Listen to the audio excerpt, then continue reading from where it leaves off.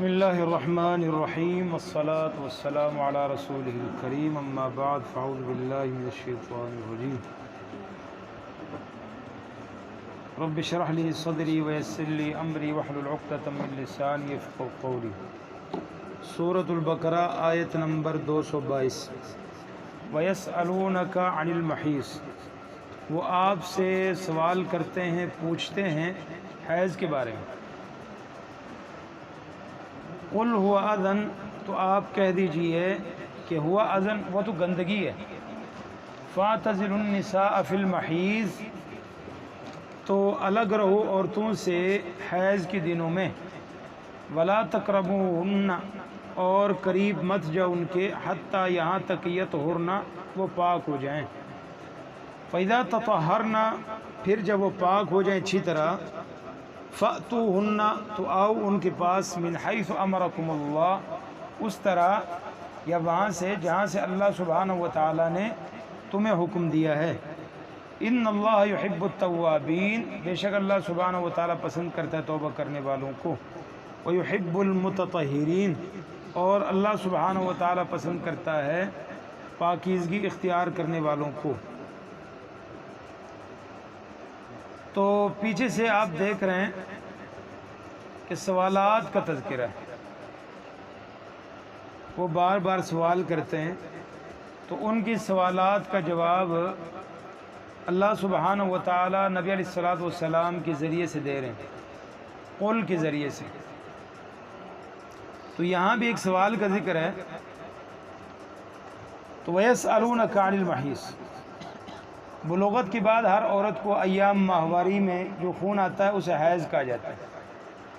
تو بعض دفعہ عادت کے خلاف بیماری کی وجہ سے خون آتا ہے،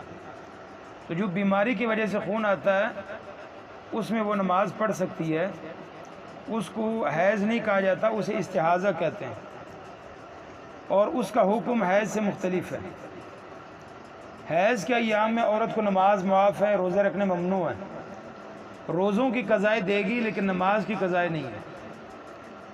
مرد کے لیے صرف ہم بستری منع ہے۔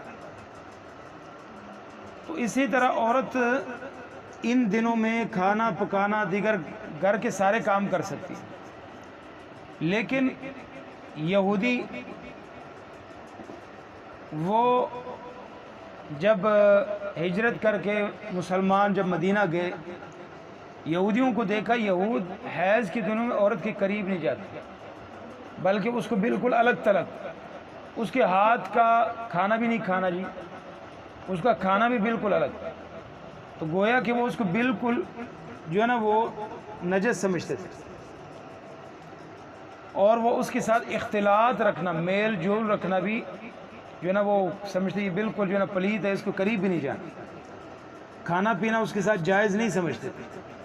تو صحابہ کرام نے اس کے بارے میں نبی علیہ الصلوۃ والسلام سے سوال کیا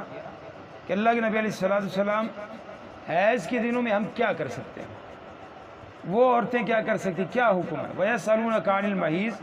وہ آپ سے حیض کے بارے میں سوال کرتے ہیں۔ تو جواب میں اللہ سبحانہ و تعالیٰ نے یہ آیت اتاری کہ فرمایا کہ اس میں صرف جماع سے منع کیا گیا، فَاعْتَزِلُوا النِّسَاءَ فِي الْمَحِيضِ، تو گویا کہ علیحدہ رہنے اور قریب نہ جانے کا مطلب صرف جماع سے ممانعت ہے، باقی ان کی ہاتھ سے تم کھا سکتے ہو، وہ کھانا پکا سکتی ہیں، گھر کے دیگر تمام جو ہے نا وہ کام کر سکتی ہے، اس میں جو ہے نا وہ کوئی ممانعت نہیں۔ تو قل ہوا اذن، اذن کا مطلب ہوتا ہے تکلیف، بیماری، گندگی۔ تو چنانچہ طبی حیثیت سے بھی حیض کے دوران عورت کی حالت ہوتی ہے کہ وہ صحت کی بنسبت بیماری سے زیادہ قریب ہوتی ہے، اور حیض کی مدت ہر عورت کے جسم میں ان کی مزاج کی لحاظ سے کم و پیش ہوتی ہے، عموماً کم از کم 3 دن ہے، زیادہ سے زیادہ 7 دن ہوتے ہیں۔ تو اسی لیے چونکہ ان دنوں میں وہ نماز نہیں پڑھتی، ذکر و اذکار نہیں کرتی، قرآن کی تلاوت نہیں کرتی، ہمیشہ دیکھتے ہیں کہ مرد عورت کے جتنے بھی، اگر آپ ان کو دیکھیں اس لڑائی کو، میاں بیوی کی بالخصوص، تو غور و فکر کریں تو وہ اکثر جو ہے نا وہ حیض کے دنوں میں ہوتے ہیں، کیونکہ شیطان کا ایک تو غلبہ زیادہ ہوتا ہے، اور دوسرا وہ ذکر اذکار ویسے نہیں کرتے اس کی وجہ سے، اور تیسرا چونکہ وہ طبی لحاظ سے بھی بیماری قریب ہوتی ہے، اس کے اندر چڑچڑاپن باقی جو وہ زیادہ آ جاتا ہے، تو اس لیے شیطان کا غلبہ بھی اس میں زیادہ تھا، تو اس لیے اس کو اذن کہا گیا۔ تو اسی لیے اللہ سبحانہ و تعالیٰ نے فرمایا وَيَسْأَلُونَكَ عَنِ الْمَحِيضِ، وہ آپ سے حیض کے بارے میں سوال کرتے ہیں، قُلْ کہہ دیجیے وہ اذن، وہ تکلیف ہے، گندگی ہے، فَاعْتَزِلُوا النِّسَاءَ فِي الْمَحِيضِ، ان دنوں میں عورتوں سے الگ رہو، حیض کے دنوں میں، وَلَا تَقْرَبُوهُنَّ، ان سے قریب نہ جاؤ، ان کی قریب نہ جاؤ۔ ان کی قریب نہ جانے کا مطلب یہ ہے کہ ان سے مجامعت جو ہے نا وہ ممنوع ہے، اور وَلَا تَقْرَبُوهُنَّ حَتَّى يَطْهُرْنَ فَإِذَا تَطَهَّرْنَ، جب وہ پاک ہو جائیں۔ پاک ہو جائیں اس کے دو معنی بیان کیے گئے ہیں، ایک یہ معنی ہے کہ خون بند ہو جائے، پھر غسل کے بغیر جو ہے نا وہ پاک ہے، مرد کے لیے مباشرت کرنا جائز ہے، ابن حزم اور بعض ائمہ اس کے قائل ہے۔ دوسرا مطلب یہ ہے کہ خون بند ہونے کے بعد غسل کر کے پاک ہو جائے،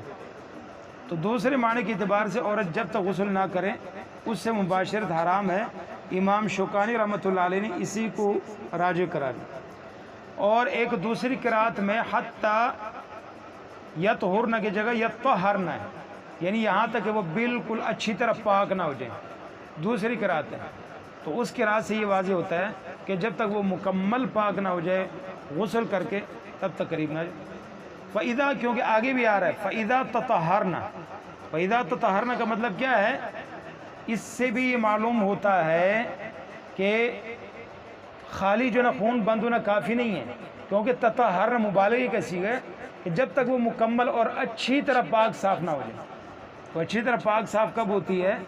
جب وہ غسل کرے تب وہ اچھی طرح پاک صاف ہوتا ہے۔ فَإِذَا تَطَہَّرْنَ، جب وہ بالکل اچھی طرح پاک صاف ہو جائے، فَأْتُوهُنَّ، آؤ ان کے پاس، مِنْ حَيْثُ أَمَرَكُمُ اللَّهُ، جہاں سے اللہ نے تمہیں حکم دیا ہے، إِنَّ اللَّهَ يُحِبُّ التَّوَّابِينَ، بے شک اللہ سبحانہ و تعالیٰ توبہ کرنے والوں کو بہت پسند کرتا ہے، وَيُحِبُّ الْمُتَطَہِّرِينَ، اور پاک رہنے والوں کو بھی اللہ سبحانہ و تعالیٰ جو ہے نا وہ پسند فرماتا ہے۔ تو یہاں اللہ سبحانہ و تعالیٰ نے یہ فرمایا ہے کہ ان اللہ یحب التوابین، یعنی اگر کسی سے غلطی ہو جائے، بھول چوک ہو جائے، ایسے اس سے جو نا وہ کام سرزد ہو جائے، تو اس کو کیا کرنا چاہیے؟ توبہ کرنا چاہیے، معافی مانگنی چاہیے، اللہ کی طرف پلٹ آنا چاہیے۔ اور دوسرا کا وَيُحِبُّ الْمُتَطَہِّرِينَ، تو جس طرح جسمانی طہارت ہے اسے روحانی طہارت ہے، تو توبہ سے انسان اندر سے پاک ہو جاتا ہے، اور شریعت دونوں پاکیزگی کا حکم دیتی ہے، تو اسی لیے اللہ فرماتے ہیں توبہ کرو۔ جس طرح تم ظاہری طہارت کو پسند کرتے ہو تو اللہ سبحانہ و تعالیٰ باطنی طہارت کو بھی پسند کرتے ہیں، تو لہذا گناہوں سے بھی اپنے آپ کو توبہ کے ذریعے پاک کرو، اور باقی غسل کے ذریعے سے، باقی وضو کے ذریعے سے بھی اپنے آپ کو پاک کرو۔ اللہ سبحانہ و تعالیٰ سے دعا ہے کہ اللہ سبحانہ و تعالیٰ میں قرآن و سنت کے مطابق عمل کرنے کی توفیق عطا فرمائے۔